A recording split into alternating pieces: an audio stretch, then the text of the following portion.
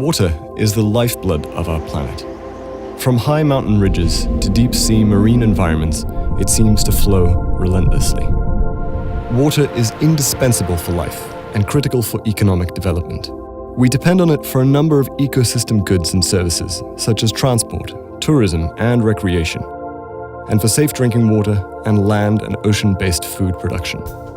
Freshwater and saltwater and their living resources do not conform to political boundaries. The majority of the world's oceans, rivers, lakes, and groundwater ecosystems are shared between 2 or more countries, but they are often managed in a national and sector-by-sector fashion. Compounded by a range of natural and anthropogenic stresses, this creates major environmental management challenges. Continuing degradation of surface and ground freshwater and marine systems, coupled with climate change and increasing climatic variability, is creating additional pressure on water resources, stunting economic development, disproportionately affecting the world's poor, harming biodiversity, and increasing the need for costly mitigation investments. Unsustainable fishing practices are depleting fish stocks and deteriorating ocean health. Groundwater pollution and overuse is on the rise, threatening drinking water supply and food production. Coastal ecosystems, including blue forests that need protection as carbon sinks, are particularly threatened by habitat destruction, land and ship-based sources of pollution such as high sediment loads and invasive species. Water scarcity and stress is increasing in most regions of the planet. Without addressing these very complex sustainable development challenges, we risk a dismal future characterized by a loss of habitats such as coral reefs and mangrove forests, intensive and incongruous uses of freshwater and marine resources, and increased conflict. A key force behind a paradigm shift in water management has been the Global Environment Facility, or GEF. The GEF is a partnership for international cooperation where 180+ countries work together with international institutions, civil society organizations, and the private sector in partnering to address global environmental issues, including those in international waters. Established in 1991, the GEF has become the world's largest independent funder of projects to protect the planet's environment. GEF investments over the last 2.5 decades have produced numerous positive results. This is the story of GEF's work on international waters and the lives of the people who have benefited from their work.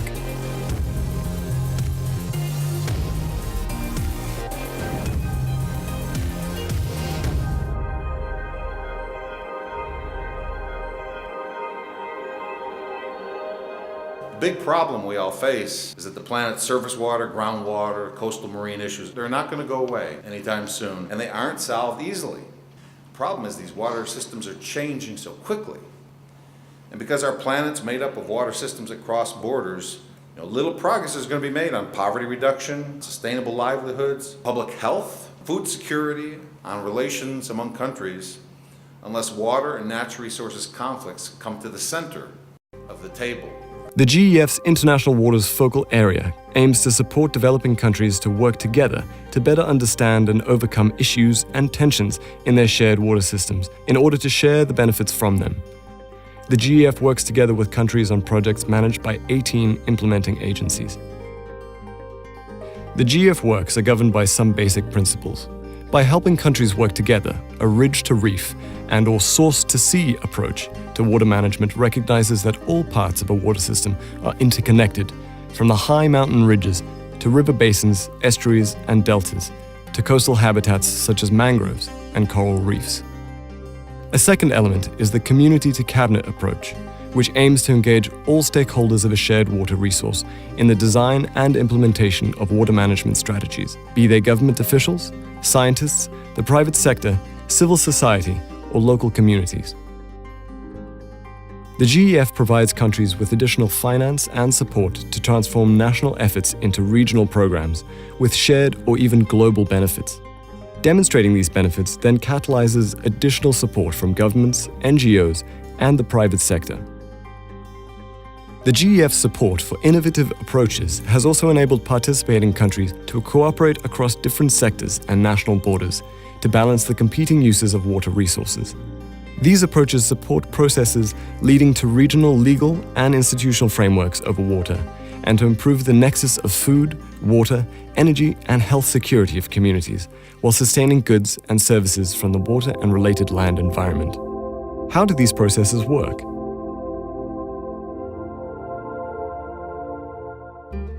All over the world, in freshwater and marine water systems, GEF projects are deploying the science to policy process to deepen regional security and transboundary cooperation. Let us first explore how sharing science can lead to shared policy changes between countries. One of the most important areas of GEF's work has been on large marine ecosystems. These are near-shore waters, sometimes defined by ocean currents, undersea topography, productive fisheries, and natural food chain interactions. They are often shared by multiple countries. In order to ensure food and economic security, the world's 66 large marine ecosystems must be managed sustainably. Since 1995, GEF has invested in projects in 23 of these ecosystems, which represent more than 60% of the world's annual fish catch, provide recreational opportunities and other natural resources, including, for example, energy. These projects have not only contributed to food and economic security for generations to come, they also help to preserve more than $12 trillion per year in non-marketed ecosystem goods and services, such as carbon sequestration and climate regulation, which occurs in these systems. One such large marine ecosystem, the Benguela Current, crosses the waters of South Africa, Namibia, and Angola. Here in the Benguela, fisheries, oil, and mining sectors are key contributors to economic development. Like in many projects, in the UNDP-implemented Benguela Current LME project, a GEF process known as Transboundary Diagnostic Analysis, or TDA, was undertaken. This scientifically driven process brings countries together to identify and analyze environmental problems, their root causes, and impacts. TDAs are used to jointly identify threats to the shared ecosystem as well as priority actions to remediate them. The TDA helps to move parties from divergent perceptions to establish common facts and ultimately shared opportunities for multi-country solutions. It can serve as the basis for reforms and investments. The Benguela TDA identified the major problems as a loss of valuable shared commercial fish stocks, harmful algal growth killing coral reef and fish, invasive species, land-based pollutants. But it was the knowledge generated by the TDA process used to influence policy. With the TDA as their foundation, the countries then worked together to prepare and agree upon a Strategic Action Program, or SAP, outlining the necessary policy, legal, and institutional changes needed to resolve priority threats. These included actions for the national benefit of each country and actions addressing transboundary issues and institutional mechanisms at regional and national levels for implementation of those actions. The Strategic Action Program helped the countries to manage the transboundary resource by actually engaging with the other party on the other side of sort of the transboundary line. And that's really crucial because only in that way can they integrate these actions fully into the domestic plans, programs, and strategies. This science to policy process helped to form the Benguela Current Commission. It was to be the first multi-country commission of its kind for the protection of a large marine ecosystem. In 2013, another milestone was achieved, the signing of a legally binding convention for the protection of the LME. The countries have achieved significant results. These countries shared scientific research, reduced harm to wildlife, prevented exploitative fishing, proposed new marine protected areas, and reduced land-based sources of pollution. GEF funding has really helped the region to start to come together to address common issues that are affecting the region, the transboundary issues. And it was the first intervention that was really addressing multi-sectorial issues and that had helped the countries to see the benefit of working together in addressing transboundary issues. Harmonized fishing regulation across the LME has helped to secure fisheries resources and secure jobs in the fisheries sector. People are now returning to the coast, encouraged by new economic opportunities. Efforts to link science to policy are also evident in GEF projects in river basins. Through science to policy processes played out in large marine ecosystems, groundwater, lake and river projects, the GEF has contributed to improvements in regional stability, improved security, and the creation of cooperative management institutions amongst countries previously competing over shared rivers and basins, or amongst fragile states emerging from regional conflict. One such GEF project has been implemented by the World Bank and UNDP in the Senegal River Basin, which spreads over Guinea, Mali, Senegal, and Mauritania. The project provided a participatory and strategic environmental framework to enable the environmentally sustainable development of the basin and to launch a basin-wide cooperative program for transboundary land and water management. The project facilitated a TDA and SAP to prioritize actions to address major issues: land degradation and desertification, decreased water supply and degradation of water quality, proliferation of invasive species, prevalence of waterborne diseases, and threats to biological diversity. The project also aimed to strengthen the database and knowledge management of the basin countries. The project has had many successes at the institutional level. These include the Basin Institution, OMVS, a crucial factor for the alignment of national legislation and for better land and water security and resource management across the basin.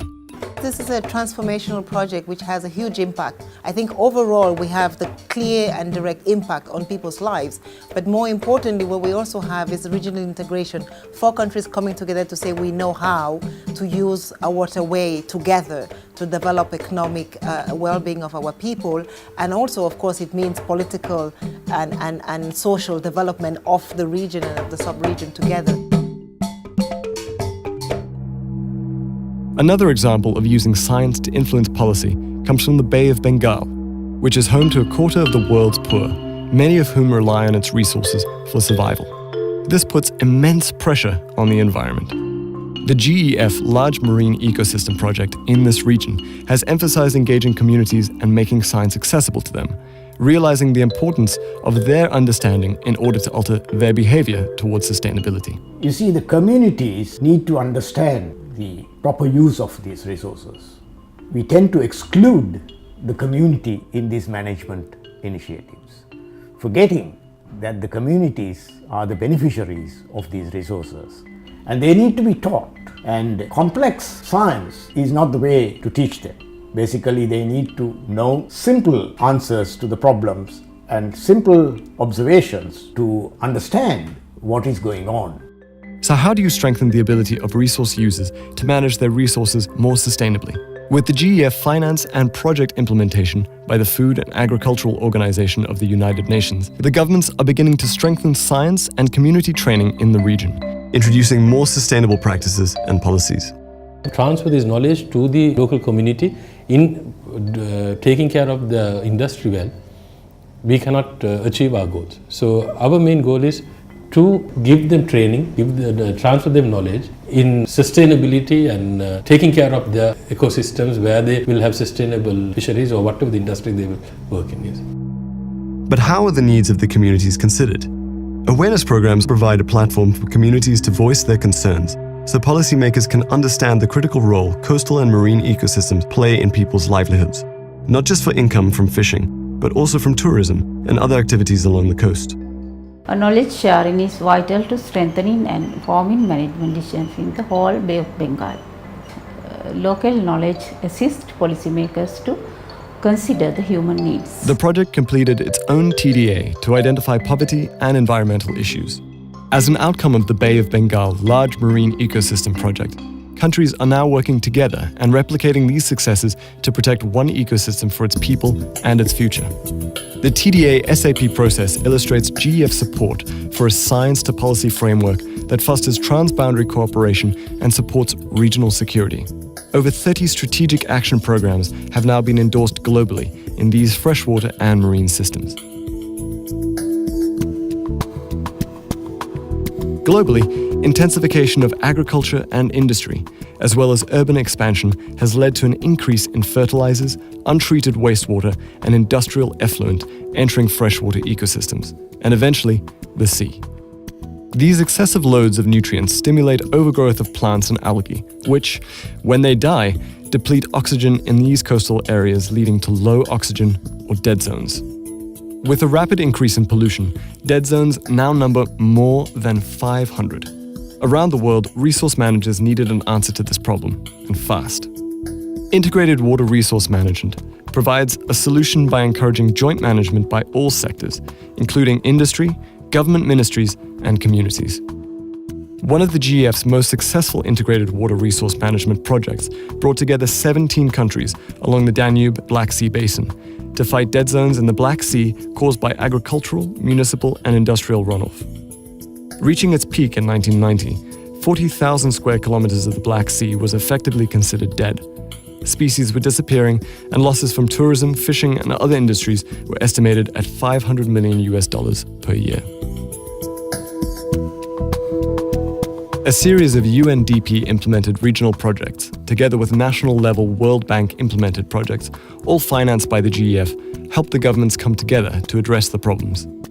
The project reinforced regional cooperation of the Danube countries and supported development of national policies and legislation, and the definition of priority actions for pollution control.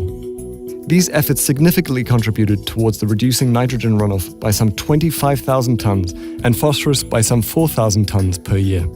This has not only brought the Black Sea back to life, it has also allowed the region to move towards political and economic security. Whilst the management of water on the Earth's surface is already a highly complex issue, below the surface lies a rich source of water that's often more difficult to manage. In fact, 97% of the world's available fresh water is found here in underground aquifers. This water provides a buffer in the face of changing climate and during times of drought. The Guarani Aquifer, the largest aquifer in South America, supplies water to around 15 million people in the nations of Brazil, Argentina, Uruguay, and Paraguay. Over-extraction of water and competition over its use by different sectors threatens this vital freshwater source. A GEF-financed and World Bank-implemented project has enabled countries to establish national dialogue between water use sectors as well as intergovernmental dialogue between countries, with the various user groups and with communities. In 2010, this dialogue resulted in the signing of an agreement which would make the aquifer the first in the world to be protected under a new international agreement on transboundary aquifers. This achievement has paved the way for securing future water supplies for drinking, agriculture, and industry. To date, 38 GEF IWRM projects have been deployed involving 85 different countries. $232 million has been invested in GEF grants, with an additional $1.8 billion in catalyzed co-finance from partners. These projects have demonstrated a wide range of measures, from improved water catchment management to more efficient irrigation technology and reduced runoff into rivers. A similar approach to IWRM, known as Integrated Coastal Management, brings together the various relevant sectors, such as fisheries, developers, shipping, and tourism, that are impacting and/or benefiting from coastal resources to manage these various activities sustainably. Pollution, environmental degradation, such as deforestation and use of agricultural chemicals, and all of these end up eventually in the ocean. So therefore, the management of these resources should be from ridge to reefs. The GEF has responded to requests for this type of management across the world, but it is in East Asia, with its rapidly rising population and coastal development, where efforts have been concentrated. Here, a UNDP and World Bank implemented GEF program known as PEMC is helping to ensure vital habitats are preserved and that human and industrial wastes do not enter coastal zones untreated. In Thailand's Chonburi province, PEMC has supported demonstration of integrated coastal management. Communities have received funding from the GEF to replant mangrove forests along the coast. Mangroves can help adapt to the impacts of climatic variability and change, such as sea level rise and coastal erosion. ก็คือประโยชน์ที่จะได้รับก็คือจะได้มีสัตว์ทะเลที่มาอาศัยอยู่ในพื้นป่าเนี่ยเป็นจำนวนมากไม่ว่าจะเป็นกุ้งหอยปูปลาแล้วก็จะมีทั้งสัตว์เล็กสัตว์ใหญ่สัตว์ชาวชุมชนและก็ชาวอำเภอเมืองชลบุรีต่อไปครับไม่ว่าจะเป็นประโยชน์ด้านอาหารหรือการเพาะพันธุ์สัตว์นานาชนิดของระบบ Another measure employed in Sayan Suk is the banning of non-biodegradable food packaging. The no-foam packaging policy has ensured these coastal vendors do not use packaging which is harmful to marine life. In regions where oil and gas operations are prevalent, being prepared for an oil spill is also a key component of integrated coastal management. A response to an oil spill is demonstrated here through training by quick response teams. The partnership network ensures the knowledge and important lessons learned in these projects can be replicated in other cities and countries to resolve similar issues. Right now, we have to share because it's not only us that facing this kind of problem, and I think Sansuk municipality is like the role model from the other municipality in Chonburi and also in Thailand. If we are success from this project, I think the other municipality they can do the same thing. Beginning as a pilot project in the early 1990s, PEMC has facilitated integrated coastal management programs coverage over 17% of the region's coastline across 12 countries. Our goal is to cover 25% of the region's coastline under ICM by 2021. Close to 1 billion people now stand to benefit from integrated coastal management projects through healthier terrestrial and marine environments and improved development opportunities. Water management in the small island developing states of the Pacific, Caribbean, and in Africa has also become an increasingly critical development issue. The threats of climate variability and change, and even small variations in the limited water supplies, can have a significant impact on the food and water security of these island communities. With the implementation of UN development and UN environment programs, 9 demonstration projects in the Caribbean have proven successful in empowering community-based integrated water resource management. But how have these community-led initiatives improved lives and the environment? One example is found in the Drivers Water Catchment of Jamaica. One of the things for me personally is to see the change in culture, the way of life of the community persons, the whole training of the community, bringing them from a level not knowing what a watershed, not knowing what is the importance of pollution, having done community monitoring. People came together to give us solutions that they would be implementing. Throughout the Caribbean, improvements in environmental practices and initiatives such as cleanup days and replanting in the watersheds have not only improved agricultural production and incomes, but achieved key environmental benefits such as reducing pollution and soil runoff into rivers.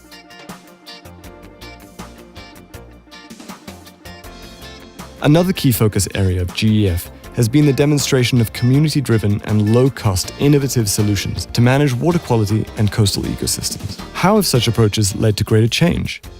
In the Caribbean, filtration beds like these have been used to filter polluted water before it enters the ground and coastal areas.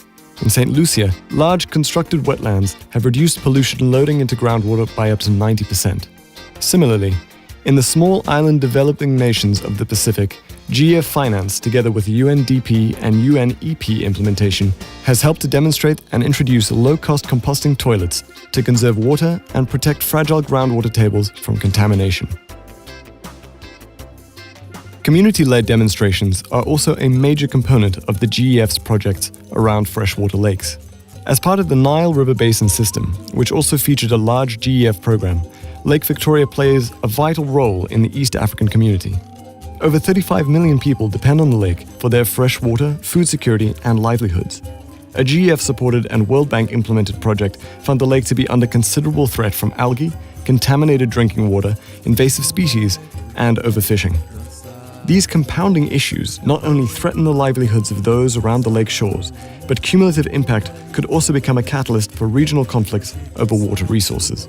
So when government looked around and said, this is not working for us, why don't we bring on board the resource users so that because they benefit from the resource, so that they can now take some management roles in this. And so this is why they came together and we agreed to form the beach management unit.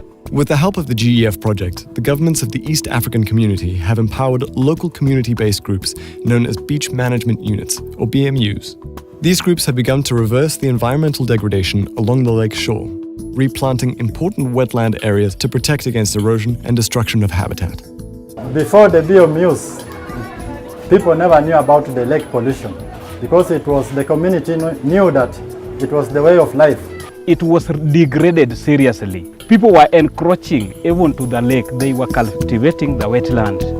That is why we decided to conserve, to start rehabilitating the wetland. These trees were planted to prevent erosion from the farm. We fenced here to control the destruction of wetland by people who lives in the community. Now through the BMU, we do what we call sensitizing them to know that they don't pollute the waters. Bringing everyone together to manage fisheries at the local level has also resulted in a number of benefits for food and economic security. The benefits that the fishermen have got from the beach management unit is now that at least there is stability in the fishing industry, whereby they have restricted the fishing of juvenile fish by continuous patrols and controlling the usage of illegal fishing gears that are not recommended. Small and replicable demonstration projects like these have been a major success in achieving and multiplying the benefits of GEF's approach to water management. The GEF financing was very important in the initial stages of the beach management unit's formation and acted as a catalyst for the process of the BMU network in the region. The catalytic success of BMUs has turned a handful of these groups into a network of now over 1,000 around the lake. This has prompted other projects to empower similar beach management units in other lakes throughout the world. With the world population projected to exceed 9 billion by 2050, there are increasing concerns over the availability, distribution, access, and sustainability of water, food, and energy, and their resilience in the face of increasing climate variability and change. The GEF is addressing the trade-offs in this nexus by bringing the environmental aspect to the fore. This means preserving natural capital, such as biodiversity, land, water, and soil, and the associated ecosystem services that underpin all dimensions of water, energy, and food security. Achieving food security is a complex challenge involving a host of factors. How exactly are GEF projects addressing the nexus and improving food security? One such project is in the Hai River Basin in China. Here, innovative satellite monitoring and economic incentives used to conserve water have led to 40% reductions in water use and a 5-fold increase in farm incomes. The GEF-financed and World Bank-implemented project has also delivered excellent environmental outcomes, reducing harmful agricultural runoff into the Hai River and Bohai Sea. The success of the Hai River Basin now provides a tangible example for the growing food, water, and environmental conflict caused by the inefficient irrigation in many other places around the world. Fisheries are an important shared source of food security and income generation. Food security is actually a big issue in fisheries worldwide, and in lots of countries it is a burning issue because fish is the only source of animal protein that people can buy. With over 1 billion people reliant on fish as their primary source of protein, the statistics are grim. 30% of global fish stocks are being harvested faster than they can reproduce. 60% are already fully exploited or in decline. We risk major collapse in global fisheries if major steps are not taken to restore depleted and threatened stocks. What we need in fisheries is a sectoral transformation where sustainability is the main concern, because it is not widely perceived, but fishing more doesn't yield more fish. It actually contribute to less fish. So what we need is a realization that actually the effort has to be reduced to increase the catch. That can be implemented only through international agreements. GEF interventions are targeting large-scale food security through such international agreements. In the Pacific, for example, a UNDP-implemented project has facilitated the negotiation, adoption, ratification, and coming into force of the Western and Central Pacific Fisheries Convention and Commission. The Commission and Convention ensure conservation and sustainable economic returns from the region's immense fisheries, which cover 40 million square kilometers and represents a regional resource worth over $4 billion per year. Fish stocks in the South China Sea and Gulf of Thailand are subject to high levels of fishing effort, such that stocks of most economically important species are considered to be fully fished or overexploited. Declining fish availability has led to destructive fishing practices by some fishermen in order to maintain incomes and food production in the short term. The GEF supported and UNEP implemented a regional initiative aimed at improving the effective linkages between fish stocks and habitats through fisheries refugia. areas in which specific management measures are applied to sustain important species during the critical stages of their life cycle. ในพื้นที่ด้านหลังผมออกไปนี่มันเป็นพื้นที่เขาปิดอ่าวช่วงฤดูของการปิดอ่าวตั้งแต่กุมภาถึงพฤษภาคม This network safeguards protected habitat and fish life cycle linkages at different times of the year to improve fish numbers, increase food security, and conserve habitat. Fish refugia is more successful than marine protected area because there are a lot benefits for fishermen and conservation. Some of the challenges facing the Earth's shared water systems are truly global in nature and require global response. Often these challenges are caused by operations or actions of a particular industry sector, so involving these industries in management efforts is vital. How has the GEF contributed to industry transformation towards greater global sustainability in our water systems? One example is the UNDP implemented and GEF financed Globe Ballast Program, managed by the International Maritime Organization, and an international agreement it helped catalyze to prevent the spread of marine invasive species via ships' ballast water systems. Invasive species hitch a ride in ships' ballast water systems into unprepared environments. They disrupt the balance of entire ecosystems and are virtually irreversible once established. In response, the Globe Ballast Program assists developing countries to introduce the necessary policy, legal, and institutional structures to prevent the spread of invasive species. This has also helped to stimulate new global ballast water treatment industry, now valued in the tens of billions of dollars. Globally, the manufacturing sector has also been responsible for pollution and degradation of water resources. GEF and project partners identified a number of industries along coasts and rivers that threaten these ecosystems. MedTest is a UNIDO-managed component of the larger UNEP-implemented Mediterranean Large Marine Ecosystem Regional Project, conducted under the auspices of the Mediterranean Action Plan, designed to address land-based pollution hotspots around the Mediterranean Sea. The project transfers new and innovative environmentally sound technology and provides training and knowledge to increase the environmental performance of manufacturing industries. On a participé au projet MedTest depuis 2009 parce qu'on visait à améliorer notre performance environnementale et à améliorer notre productivité. Nous avons gagné sur plusieurs volets. Nous avons réalisé des économies, nous avons gagné du point de vue énergie et eau, et nous avons optimisé notre procédé de fabrication. The key driver in any industry transformation is demonstrating to industry that more environmentally friendly methods not only can be good for image, but can prove to be more cost-effective in the long run. As we've seen, the GEF projects clearly incorporate a range of approaches, from integrated water management to global initiatives involving the private sector. With the help of its development partners, GEF has invested over $1.5 billion in its International Waters Program, which has attracted further investment of over $8.7 billion in additional finance from governments, the private sector, NGOs, and others in over 240 projects in over 180 countries. It's GEF's job to help countries sign political and legal agreements. It's their job to help you pass national laws. It's up to the governments to develop regulatory programs with real enforcement, provide incentives for community-based action, and we can help to spur innovative investments to help communities. We have to work nationally, but we also can't forget about working locally. Across the world, issues in these water systems remain the same. People have to feed their families and make a living, whilst the other vital services that water provides humanity must continue to function unhindered. For this, it is clear that transboundary cooperation is essential, albeit complex to achieve. Experience has taught us that if we work together, from ridge to reef and community to cabinet, we can indeed secure our economies, food, and environment for the future. Many challenges remain, and continued commitment to GEF's International Waters Program is vital.